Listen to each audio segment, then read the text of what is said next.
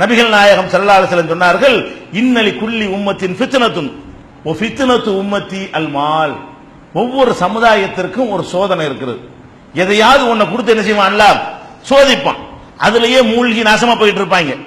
என்னுடைய உம்மத்துக்கு அல்லாஹ் என்ன சோதனை கொடுத்திருக்கான் என்றால் இந்த பொருளாதாரம் தான். பொருளாதாரத்தை கொடுத்து இதுல இவங்க எப்படி நடக்கிறாங்க, நமக்கு வைக்கிற அல்லாஹ் பரீட்சை எதுல வைக்கிறான்னு கேட்டா, அதனால நீங்க நல்லா யோசிச்சு பார்க்கலாம்.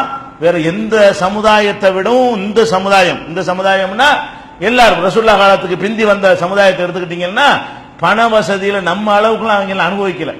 அந்த காலத்துல பெரிய பெரிய பணக்காரன் இருந்தானே, அந்த பணத்தை வச்சு என்ன பண்ணிருப்பான்? அந்த சட்டில தான் கஞ்சி குடிப்பான், அந்த குடிசையில தான் இருப்பான். வேற என்ன செய்ய முடியும்? பிளைட்ல போக முடியுமா? டிவி பார்க்க முடியுமா? அவனுக்கு ஃப்ரிட்ஜில் அவன் அனுபவிச்சிருப்பான், ஏசி ரூம் போட்டு இருந்திருக்க முடியுமா? அந்த சாமான்லாம் புதைச்சி மண்ணுக்குள்ள போச்சு மூத்தா போயிடும், யாருக்கும் சொல்லாம. புதையல் இந்த காலத்துல புதையல் இருக்குமா?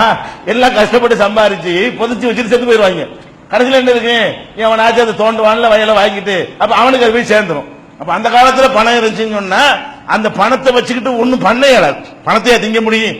பணத்தை வச்சுட்டு ஒன்னும் பண்ண இயலாதுங்கிற ஒரு காலத்துல இருந்தது. நம்ம காலத்துல பணத்தை வச்சு என்ன வேண்டாலும் செய்யலாம். எவ்வளவு பணம் இருந்தாலும் அதுக்கு வேலை கொடுக்கலாம்.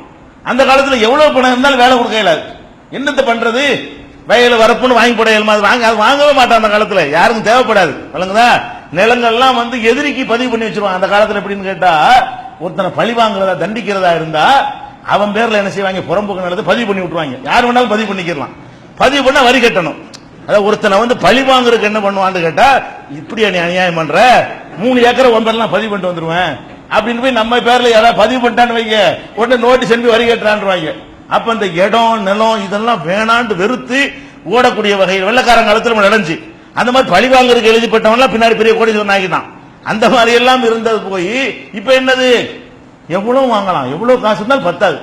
எத்தனை ஆயிரம் கோடி இருந்தாலும் என்ன செய்யலாம்? அதுக்கு சிம்பிளா அந்த செலவழிச்சு போட முடியும். அப்ப அந்த மாதிரி பொருளாதாரம் என்பது ஒரு சோதனையா நமக்கு தான் இருக்கிறது. இதுக்கு முந்தின உம்மத்துகளுக்கெல்லாம் பொருளாதாரம் அப்படி ஒரு பெரிய சோதனையா இருக்கல, நமக்கு தான் பெரிய அளவுக்கு சோதனையாக இருக்கிறது என்று நபிகள் நாயகம் ஸல்லல்லாஹு அலைஹி வஸல்லம் அவர்கள் சொல்கிறார்கள். இது திருமதியில 2258வது. குழப்ப வேணாம் நீங்க. என்னடா ஒரு பக்கம் இப்படி சொன்னாங்க, இன்னொரு பக்கம் இப்படி, இந்த பக்கம் இப்படி அடிச்சு அப்படி நினைக்க கூடாது. ரெண்டையும் சொல்லிட்டு குழப்பம் இல்லாம ரசூலுல்லாஹ் தீர்வும் சொல்லியிருக்காங்க. அது எல்லாம் கிளீன் ஆயிரும். வணங்குதா? ஒரு பக்கம் காசை தேடுங்கிறாங்க, அப்புறம் காசை வேணாங்கிறாங்க, அப்படி நினைச்சிடக்கூடாது. ரெண்டுமே மார்க்கத்தில் உள்ளதுதான், ஆனா முரண் கிடையாது.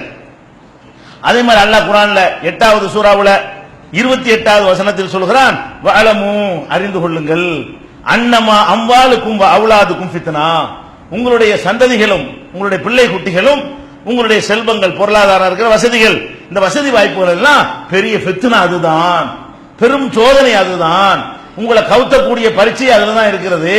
கவனமா இருந்துக்குங்க, தெரிஞ்சுக்கிறீங்க குர்ஆன்ல அல்லாஹ் எச்சரிக்கிறான். அன்னமா அம்வாலுக்கும் அவுலாதுக்கும் ஃபித்னா, உங்களுடைய செல்வங்களும் உங்களுடைய சந்ததிமார்களும் உங்களுக்கு ஃபித்னாவாக இருக்கிறார்கள். வல்லாஹு அன்னல்லாஹ இன்தஹு அஜ்ருன் அதீம், மகத்தான கூலி அல்லாஹ்விடத்தில் இருக்கிறது. காசு பணத்துல ஜாக்கிரதை. காசு பணம் எல்லாம் சொர்க்கத்துல சேர்க்கணும் ஒரு பக்கம் சொல்லிவிட்டு அப்புறம் என்ன பண்றான் அல்லாஹ்? காசு பணம் ஜாக்கிரதை, பெரட்டி போடும், ஒழுங்கா இருந்துக்க, அது ஃபித்னா அப்படின்னு சொல்லி 8வது சூராவுல 28வது வசனத்தில் அல்லாஹ்